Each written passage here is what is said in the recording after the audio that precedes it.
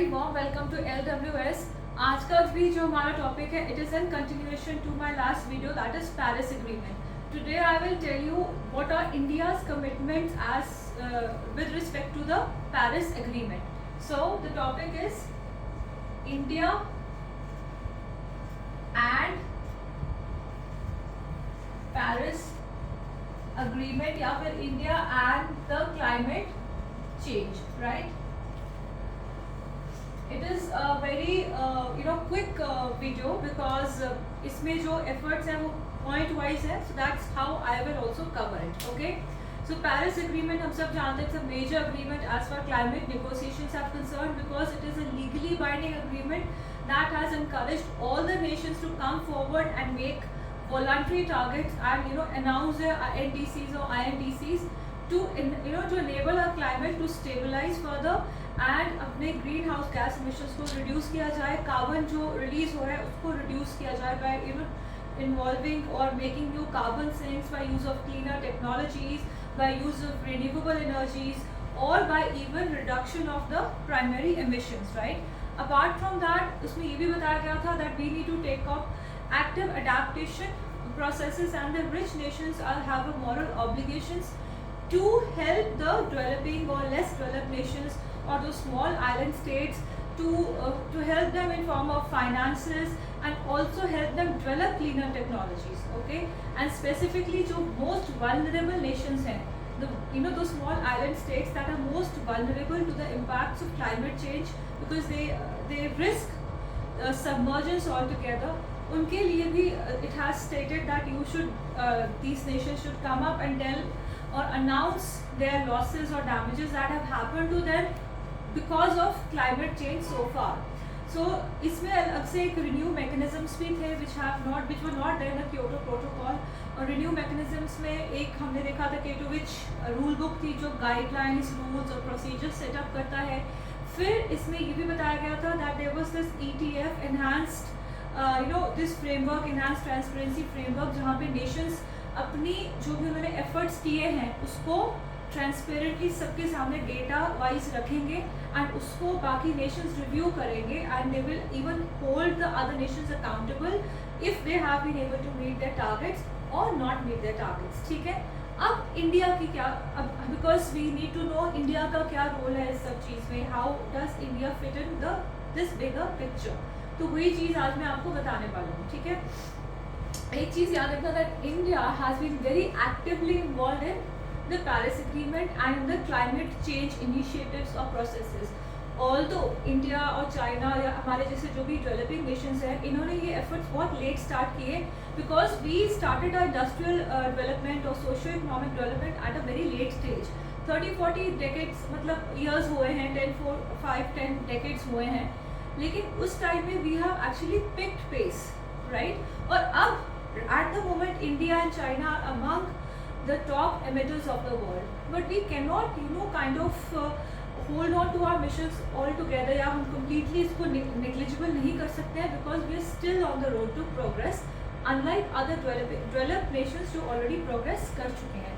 तो अभी से लेके काफ़ी सालों तक हमें और चाइना और हमारे जैसे जो और कंट्रीज हैं उनको काफ़ी देर तक रिन्यूएबल दीज क्या कहते हैं एमिशंस पे डिपेंड करना पड़ेगा, फॉसिल फ्यूल्स पे डिपेंड करना पड़ेगा टू फ्यूल आवर डेवलपमेंट, जो इसके बिना पॉसिबल नहीं है। ठीक है, but India has still been very responsible nation और उसने बहुत रिस्पॉन्सिबली क्लाइमेट चेंज नेगोशिएशंस में पार्टिसिपेट किया। It work very closely with France, हमने फ्रांस के साथ बहुत, बिकॉज आपको याद होगा Paris agreement of course happened in France, तो उस वक्त India work very closely with France to talk out various clauses of Paris agreement. ठीक है, उसने it was a very active participation. उसी टाइम पे there was this solar park को भी इनकरेज करने के लिए इंटरनेशनल सोलर अलायंस भी इंडिया ने डेवलप किया, so that I take up in a separate video. So India के जो एफर्ट्स है बहुत एक्टिव रहे हैं। ठीक है, सो इंडिया के INDCs क्या हैं? That is intended nationally determined contributions. जो वॉलंटरी टारगेट सेट करने थे वो इंडिया ने क्या सेट किए और किस हद तक हमने पूरे किए, राइट? सो तो दो मेन पॉइंट्स इंडिया के जो वॉलंटरी टारगेट्स है, first that it will reduce its emission intensity. It will reduce its emission intensity by 33 to 35%. India अपनी emission intensity reduce करेगा from by 33 to 35%. कब तक? 2030 तक. ठीक है, ये हमारा पहला INDC था. दूसरा इंडिया ने ये कहा that it will, ये काफ़ी ambitious था और काफ़ी quite good initiative, and India ने कहा that हम लोग अपनी जो इलेक्ट्रिसिटी जनरेशन है 40% तक हम अपनी इलेक्ट्रिसिटी जनरेशन अब से we will do it from renewable sources. मतलब हम फॉसिल फ्यूल्स पे अपनी डिपेंडेंस कम करने वाले हैं. अब 40% इलेक्ट्रिसिटी जनरेशन जो हमारे कंट्री में होगा that will be through renewable sources till 2030. 40% छोटा अमाउंट नहीं होता है. ठीक है, so these were two major INDCs जो इंडिया ने दिए, लेकिन we were very efficient, we have been very proactive on these lines, and हमने बहुत जल्दी अपने ये टारगेट्स कवर कर लिए हैं, and we are almost about to complete these by 2025. 2025 तक हमारे ये टारगेट्स कंप्लीट हो जाएंगे. So taking another proactive step, हमारे जो प्राइम मिनिस्टर मोदी हैं उन्होंने ऑलरेडी ग्लासगो समिट में अनाउंस कर दिया है that India will now update, it will now update its INDCs, because ये तो हम कवर कर ही लेंगे 2025 तक. We are well ahead of time. So now we have already given the updated INDCs also, या updated targets also. उसको हमने पंच अमृत का नाम दिया है, पंच अमृत, राइट. सो नाउ रिड्यूस, जैसे ये वाला टारगेट था by 33 to 35%, राइट. इसको अब रिवाइज करके इंडिया ने 45% कर दिया है. कितना? 45% till 2030. This is one updation that we have made. Second, ये जो 40% था, now we have updated it to 50%. The renewed target is 50%. अब हम 50% तक जो हमारे कंट्री में इलेक्ट्रिसिटी की जनरेशन होगी या उत्पादन होगा वो अब रिन्यूएबल एनर्जी सोर्सेज होगा, जिसमें से भी प्राइमरीली सोलर एनर्जी पे काफ़ी फोकस है हमारी सरकार का. ठीक है, सो 50% of this will be done through these sources, and हम यहाँ अपनी फॉसिल फ्यूल्स पे अपनी डिपेंडेंस कम कर देंगे. ठीक है, अनदर टारगेट जो प्राइम मिनिस्टर मोदी ने ग्लासगो समिट में दिया वो ये था that we will have an installed capacity of 500 gigawatts of energy through renewable sources. ठीक है, थ्रू रिन्यूएबल सोर्सेज. तो ये बहुत ही एम्बिशियस है हमारे लिए. It is really ambitious. क्यों एम्बिशियस है? बिकॉज ये 500 गीगावाट्स बताया गया है, राइट. बट जो हमारे पास करंट इंस्टॉल्ड कैपेसिटी है एट प्रेजेंट, जो हमारे पास इंस्टॉल्ड कैपेसिटी है वो है only 50 gigawatts. There is only 50 gigawatts we have as of now.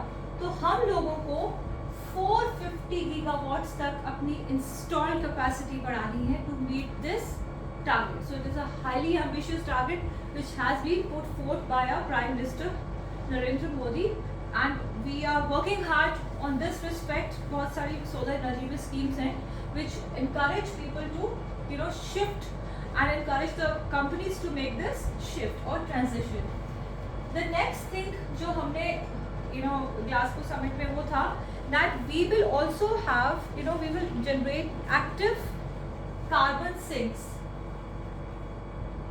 India अपनी कार्बन सिंक कैपेसिटी भी बढ़ा लेगा. कार्बन सिंक का मतलब वो कैपेसिटी जिससे कार्बन अब्जॉर्ब हो सके. जैसे हम एमिशंस कर रहे हैं तो हम उतने ही लेवल में अपने एमिशंस को अब्जॉर्ब करने की कैपेसिटी भी बढ़ाएंगे. How? By growing more trees, by the process of afforestation. ये कुछ ज़्यादा it's very highly ambitious thing to state.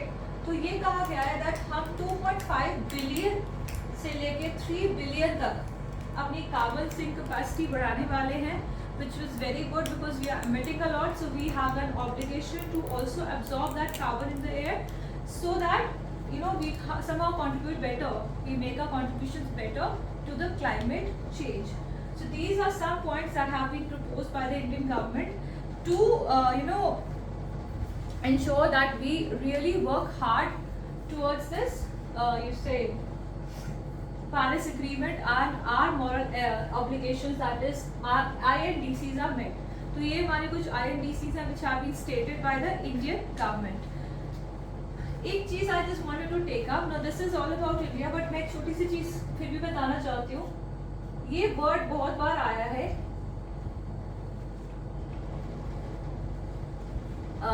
during the Paris Agreement also, right? Primarily Paris Agreement के discussion में, Kyoto Protocol में तो नहीं आया, but yes, Paris Agreement के time पे ये word बहुत बार आया. So what is net zero emissions? Briefly and simply I will put, जितनी हम green house gas emissions कर रहे हैं, जितनी green house gases are being emitted into the air, right? उनको equal करना है उनकी absorption से, ठीक है? प्राइमरीली यही है, राइट? कैसे इक्वल करना है, कैसे कार्बन सिंक्स बना के, growing more trees, depending on more cleaner technologies, reducing our emissions, right? So इन सब चीज़ों की वजह से हम इस ग्रीन हाउस एमिशन को इक्विलिब्रेट करने वाले उनकी एब्जॉर्प्शन से, ताकि जो हमारा एटमॉस्फेयर है उसमें कार्बन बहुत ज़्यादा ना बढ़े. कार्बन नहीं बढ़ेगा तो ग्लोबल वार्मिंग नहीं होगी, ग्लोबल वार्मिंग नहीं होगी तो वो जो टेम्परेचर टारगेट है 2 डिग्री सेल्सियस का, that goal of Paris agreement, we will be able to meet. Polar ice will not melt and lot of other dangerous climatic changes will not happen, right? So that is the idea. अब net zero emissions बहुत से countries ने target लिया है, primarily European nations. Some are going net zero by 2030. Some have committed to be to go net zero by 2045. Many others have done by 2050. China has taken up a target by 2060. India ने Prime Minister Modi on this in the same Glasgow summit and now pledge किया है that India will go net zero by 2070. इस वजह से India को काफ़ी criticism भी देखना पड़ा है, झेलना पड़ा है, that from international community, because they feel that because we are high emitters, we are the highest emitters in the world and we are not committing ourselves to net zero. So, but we have our own developmental agendas, we have our own issues, we have our own socio-economic problems which we cannot ignore, right? So we have made this commitment and China has pledged on 2060. Okay, so this was all about climate change के जो initiatives हो रहे हैं all around the world and how is India placed in the entire scenario.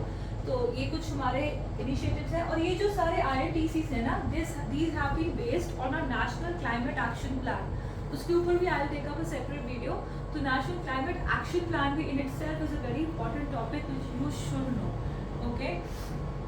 So this is all about it. With this I bring my topic to a close. Thank you so much for watching and do remember to subscribe for the channel and please hit that bell icon so that whenever I upload a new video you get notified, and also do like the video and thank you so much for watching, and also please leave your comments or any questions below. I will make sure that I answer each and every one of them.